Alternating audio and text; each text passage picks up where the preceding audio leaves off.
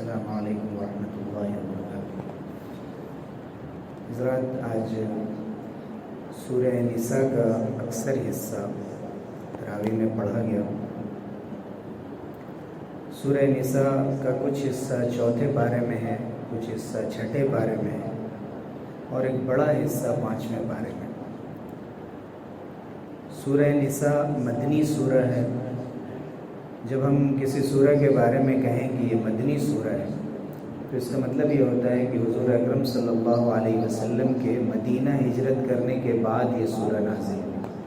ہو سکتا ہے کہ اس کا کچھ حصہ مکے میں یا طائف میں یا کہیں اور نازل ہوا، پھر بھی اسے مدنی سورہ کہتے ہیں۔ ہجرت سے پہلے ہو تو مکی سورہ، چاہے وہ کہیں بھی نازل ہوئی ہو، ہجرت کے بعد ہو تو اسے مدنی سورہ کہتے ہیں۔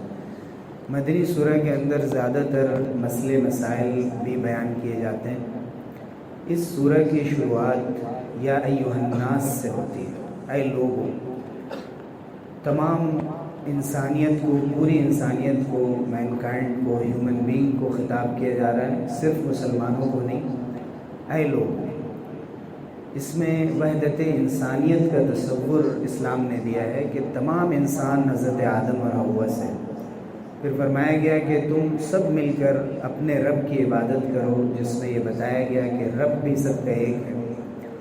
تو وحدت انسانیت، وحدت رب اور وحدت ابوت کہ سب کے باپ بھی ایک ہیں، یہ اسلام نے وہ پیغام دیا کہ جس سے پوری انسانیت کے درمیان تفریق کو ختم کر دیا اور یہ بتایا کہ سب کے سب اللہ کے بندے ہیں، سب کو اسی ایک اللہ کی عبادت کرنی چاہیے اور سب آدم اور حوا سے ہیں۔ پھر یہ بتایا گیا کہ اللہ تعالیٰ نے ایک مرد و عورت سے انسانیت کو پوری دنیا میں پھیلا دیا۔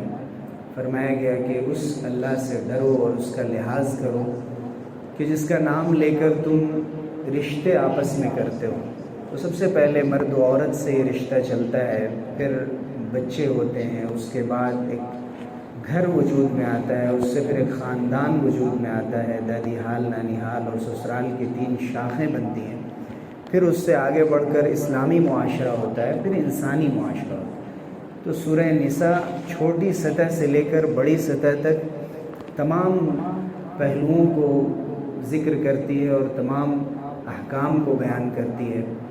شروع میں ہی یتیموں کے حقوق بیان کیے گئے ہیں کہ ان کا مال ان کے حوالے کر دیا جائے جب وہ بڑے ہو جائیں، اور سخت تنبیہ کی گئی ہے کہ جو لوگ یتیم بچوں یا بچیوں کا مال کھا لیتے ہیں وہ اپنے پیٹ میں گویا آگ بھرتے ہیں اور وہ آگ کھاتے ہیں، گویا جہنم میں اپنے کو جھونکنے کی تیاری کر رہے ہیں۔ وَسَيَصْلَوْنَ سَعِيرًا، اور وہ ضرور جہنم میں جائیں۔ اس کے ساتھ ساتھ پھر شادی بیاہ کے تعلق سے اسی سورہ میں بالکل ابتدا میں ہی یہ بتایا گیا کہ اسلام میں ایک سے زیادہ شادی کی اجازت ہے اگر عدل اور انصاف کو قائم رکھا جائے۔ اسلام سے پہلے لوگ بہت سی شادیاں کرتے تھے، آج بھی شادی چاہے ایک کرتے ہوں قانونی طور پر، لیکن یورپین کلچر میں خاص طور سے اس بات کی آزادی رکھی گئی کہ غیر قانونی طور پر جتنے رشتے چاہیں قائم کیے جائیں۔ اسلام نے بعض مصلحتوں کی بنیاد پر کہ عورتوں کی جو فطری تعداد ہے وہ زیادہ ہوتی ہے، اسی طرح سے مردوں کے کچھ تقاضوں کی رعایت کرتے ہوئے ایک سے زیادہ شادی کی، تعدد ازدواج کی، پولیگیمی کی اجازت دی، لیکن اس کو انصاف اور عدل کے ساتھ قائم کر دیا اور اس کو اس کے ساتھ مشروط کر دیا۔ لیکن جیسے اسلام کی بہت سی چیزوں پر اعتراض کیا جاتا ہے، یہاں بھی اعتراض کیا جاتا ہے، جبکہ پہلے انبیاء میں بھی بہت سے انبیاء کے تذکرے میں آپ پڑھیں گے کہ ایک سے زیادہ ان کی بیویاں تھیں۔ ہندو میتھولوجی میں بھی اس کا ذکر ملے گا، یہود و نصارہ کے یہاں بھی، لیکن اسلام نے اس کو بہت ہی زیادہ منظم بنا دیا، مرتب کر دیا، لیکن اس کے باوجود بھی اعتراض اسلام پر کیا جاتا ہے۔ ہماری ذمہ داری ہے کہ ہم صحیح تعدد ازدواج کا جو تصور ہے وہ لوگوں کے سامنے پیش کریں۔ اس کے ساتھ ساتھ وراثت کا قانون ذکر کیا گیا، بال بچوں کے کیا حقوق ہوں گے، ماں کا کیا حق ہے، باپ کا کیا حق ہے۔ اسی طرح سے یہ بتایا گیا کہ جس کا جو حق ہے یہ اللہ کی طرف سے فریضہ ہے، اس میں کوئی کمی کوتاہی نہ کی جائے۔ یہاں پر بھی مرد کا حصہ عورت کے مقابلے میں ڈبل رکھا گیا، خاص طور سے جب بیٹے بیٹی ہو یا بہن اور بھائی ہوں۔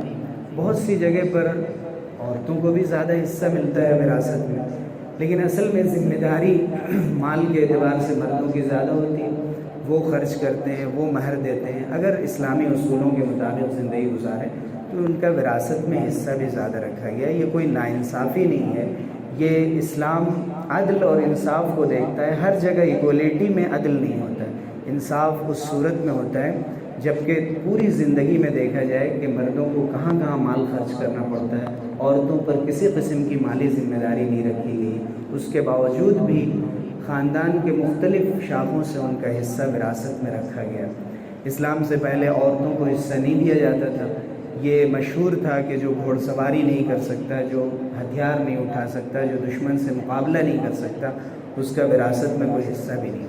یہاں تک کہ عورت کو بھی جیسے مال کو تقسیم کیا جاتا ہے ویسے تقسیم کر لیا جاتا تھا۔ اسلام نے اس پر سخت نکیر فرمایا یہ اللہ کی حدیں ہیں، اس پر قائم رہنا ضروری ہے۔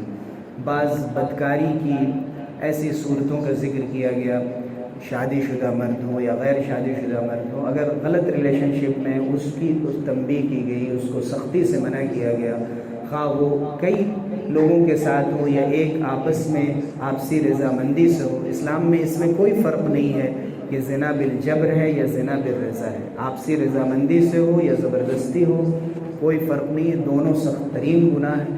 اسی طرح ہم جنس پرستی کی طرف بھی اشارہ کیا گیا کہ ہومو سیکسولیٹی، اس کے اوپر بھی ایک آیت کا ذکر آیا اور سخت تنبیہ کی گئی کہ ایسے لوگوں کی سخت سزا اللہ کے یہاں۔ اسی طرح سے یہ بتایا گیا کہ کن کن رشتوں میں نکاح درست ہے، کہاں درست نہیں ہے۔ نسب کے اعتبار سے بھی، جیسے کہ ماں ہے، بیٹی ہے، بہن ہے۔ سسرالی رشتہ داری کے اعتبار سے جیسے کہ ساس ہے، بہو ہے۔ اور اگر دودھ پلانے کی رشتہ داری ہے، جیسے رضائی ماں ہے جس نے دودھ پلایا ہے، یا رضائی بہن ہے، ان سب رشتوں میں نکاح کو ناجائز قرار دیا گیا اور اس کے علاوہ نکاح کی اجازت دی گئی۔ اللہ تعالیٰ نے فرمایا کہ اللہ تعالیٰ تمہارے لیے کھول کھول کر بیان کرتے ہیں تاکہ تم صحیح راستے پر قائم رہو۔ اللہ کی توجہ تمہارے اوپر ہے، لیکن جو لوگ شہوتوں اور خواہشوں کے پیچھے چلنے والے ہیں وہ چاہتے ہیں ان تمیلوا میلا عظیما، کہ تم سیدھے راستے سے بہت دور چلے جاؤ، پھر تم اپنا راستہ ہی بھول جاؤ۔ آگے آیا ان تضلوا السبیل، وہ چاہتے ہیں کہ تم صراط مستقیم کو بھول کر بھٹک جاؤ، دور چلے جاؤ۔ آج ہم مسلمانوں میں مختلف تہذیبوں کو اختیار کرنے کا جو ایک فیشن ہو گیا ہے، ہم اپنی چیزوں کو خود شک کی نگاہ سے دیکھنے لگے ہیں، اس کی وجہ سے ہم اللہ کے اس راستے سے دور ہوتے جا رہے ہیں جس کی طرف قرآن مجید نے اشارہ کیا۔ پھر فرمایا گیا کہ باطل طریقے سے کسی کا مال مت کھاؤ، آپس میں جو ٹرانزیکشن ہونا چاہیے وہ آپسی رضامندی سے ہونا چاہیے، تجارت ہونی چاہیے، ایسا نہیں ہے کہ کسی ذریعے سے بھی کسی کے مال کو ہڑپ کر لیا جائے، اس کی اجازت نہیں۔ پھر ایک عظیم ترین آیت ہے کہ اگر تم بڑے بڑے گناہوں سے بچتے رہو تو جو کمی کوتاہیاں زندگی میں ہو جاتی ہیں اللہ تعالیٰ اس کو معاف فرمائے گا، وہ کریم ہے۔ توبے کو قبول کرنے کا وعدہ، پھر گناہوں کو معاف کرنے کا وعدہ۔ آگے یہ آیا کہ شرک کے علاوہ اللہ تعالیٰ تمام گناہوں کو معاف فرما دے گا، سورہ نساء میں ہی 2 جگہ ذکر آیا۔ پھر ایک جگہ آیا کہ کوئی برائی کر لے، اپنے اوپر ظلم کر لے، پھر پلٹ کر اللہ کی طرف آئے، اللہ کو غفور الرحیم پائے گا۔ 4-5 جگہوں پر، 8 جگہوں پر تقریباً سورہ نساء میں بار بار توجہ دلائی گئی توبے کی طرف، استغفار کی طرف، اللہ کی طرف رجوع کرنے کی طرف، اور اپنے گناہوں کو دیکھتے ہوئے مایوس ہونے سے منع کیا گیا۔ اللہ کی مغفرت اور رحمت پر نظر کرتے ہوئے ہمیشہ اللہ سے لو لگانے کا حکم دیا گیا۔ پھر یہاں فرمایا گیا کہ مردوں کو عورتوں پر ایک طرح کی فوقیت حاصل ہے، ان کو قوام بنایا گیا ہے، وہ مینج کرتے ہیں زندگی کو، وہ گھر کو لے کر چلتے ہیں، ان کی ذمہ داری ہے کہ وہ کس طرح سے گھر کو چلائیں، مینٹین کریں۔ لیکن اس کے ساتھ ساتھ ایک حکم کہ اگر کسی خاتون کی طرف سے مرد کی مستقل خلاف ورزی ہو، کھل کر خلاف ورزی ہو، تو فرمایا گیا کہ ان کو سمجھایا جائے، محبت سے سمجھایا جائے، اگر نہ مانے تو کچھ دن کے لیے ان کا بستر الگ کر دیا جائے، اگر پھر نہ مانے تو ان کو مارنے کی بھی اجازت دی ہے، وَاضْرِبُوهُنَّ۔ اب بعض لوگ یہ کہتے ہیں کہ مسلم معاشرے میں بیویوں کو مارنے کا حکم دیا گیا ہے۔ صحیح بات یہ کہ جو لوگ بیویوں کو مارتے ہیں ان کو معلوم ہی نہیں کہ قرآن مجید میں یہ آیت ہے، اور جو لوگ جانتے ہیں کہ قرآن مجید میں یہ آیت ہے وہ یہ بھی جانتے ہیں کہ کہاں مارنے کی اجازت ہے۔ اسلام پوری دنیا کے لیے آیا، پوری انسانیت کے لیے آیا، شہر میں بھی لوگ رہتے ہیں، دیہاتوں میں بھی رہتے ہیں، پڑھی لکھی عورتیں بھی ہوتی ہیں، بے پڑھی لکھی بھی ہوتی ہیں، کبھی کبھی ہاتھ اٹھانے کی ضرورت پڑ جاتی ہے، لیکن مسواک وغیرہ سے کسی چھوٹی چیز سے صرف تنبیہ کے لیے ہاتھ اٹھانے کی اجازت دی گئی، چہرے پر مارنے سے منع کیا گیا، سخت زد و کوب سے منع کیا گیا ہے۔ ان احکام کو سمجھنے کی ضرورت ہے۔ پھر آربیٹریشن کے بارے میں ذکر آیا ہے کہ اگر آپس میں میاں بیوی کے درمیان اختلاف ہو تو ایک ادھر سے حکم بنا لیا جائے، ایک ادھر سے فیصل بنا لیا جائے اور بیٹھ کر مسئلے کو حل کرنے کی کوشش کریں، اس سے پہلے کہ جدائی ہو جائے اور رشتہ ٹوٹ جائے۔ ہر طرح کی ممکن کوشش اس رشتے کو بچانے کی کی جائے۔ پھر اس کے بعد تیمم کے بعض احکام ذکر کیے گئے، پڑوسیوں کے بارے میں بتایا گیا۔ پڑوسی وہ بھی ہوتے ہیں جو پڑوسی بھی ہیں، رشتہ دار بھی ہیں، پڑوسی ہیں، اجنبی ہیں۔ پڑوسی جو کبھی کبھی ساتھ ہو جاتے ہیں، بازار میں، آفس میں، کہیں بھی، جس کو جار ذی الجنوب کہا گیا، صاحب بالجنب کہا گیا، تھوڑی دیر کے لیے بھی ہو جائے ساتھ، اس کا بھی حق ہے، ان تمام کے حقوق ادا کیے جائیں۔ اس کے ساتھ ساتھ پھر قرآن مجید کی وہ آیت آئی جس میں یہ بتایا گیا کہ کتاب اللہ، سنت رسول، اور اس کے بعد اجماع۔ اگر قرآن میں یا حدیث میں باضابطہ واضح طور پر کوئی حکم ہمیں نہیں مل رہا ہے تو جتنے بھی علماء ہوتے ہیں اور فن کے ماہر ہوتے ہیں وہ مل کر آپس میں بحث مباحثے کے بعد کسی ایک بات پر اتفاق کریں گے قرآن و حدیث کی عمومی ہدایات کی روشنی میں۔ یہ بھی ممکن نہ ہو تو قیاس کا حکم دیا گیا کہ ایک سے زیادہ رائے ہو سکتی ہے، ہر مجتہد اپنے اپنے اعتبار سے جس نتیجے پر پہنچے اس کو اللہ کے یہاں قبول کیا گیا۔ تو یہ 4 مرحلے اور 4 سورسز بتائے گئے۔ اس کے بعد بہت سختی سے مسلمانوں کو حکم دیا گیا کہ فیصلہ اللہ اور اس کے رسول سے لیں۔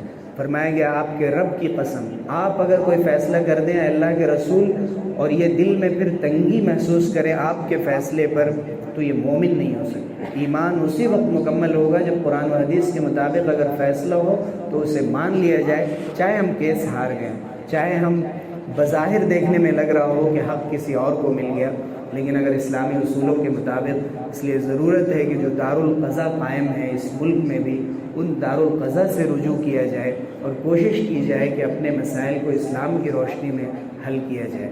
اس کے ساتھ ساتھ پھر جہاد اور ہجرت کی فضیلت بیان کی گئی، نماز کی اہمیت بیان کی گئی کہ سفر میں بھی اور جہاد جب جاری ہو اس وقت بھی، میدان جہاد میں بھی ہمیں نماز نہیں چھوڑنی ہے، چاہے کچھ لوگ جہاد میں ہوں، کچھ لوگ صف بنا کر کھڑے ہوں، لیکن نماز لازمی طور پر پڑھنا ہے۔ اور عام حالات میں وقت سے ایمان والوں پر نماز فرض ہے۔ نماز میں کوتاہی کے ساتھ جانا، سستی کرنا، اس طرح سے نماز میں کھڑے ہونا کہ جیسے لگتا ہے کہ بوجھ ہو، یہ منافقین کی علامت بتائی گئی۔ اور یہ حکم دیا گیا کہ ہم مستقل اللہ سے رجوع کرتے رہیں۔ ما یفعل اللہ بعذابکم ان شکرتم وآمنتم، اگر تم اللہ کا شکر ادا کرتے رہو، ایمان لاتے رہو، اللہ تعالیٰ تمہیں سزا دے کر کیا کرے گا؟ وکان اللہ شاکرا علیما، اللہ تعالیٰ بہت زیادہ قدر کرنے والے ہیں، سب کچھ جاننے والے ہیں۔ اللہ رب العزت ہم سب کو عمل کی توفیق سے نوازے، انہیں ان ہدایات پر عمل کرنے کی توفیق دے۔ آمین۔ وآخر دعوانا الحمدللہ۔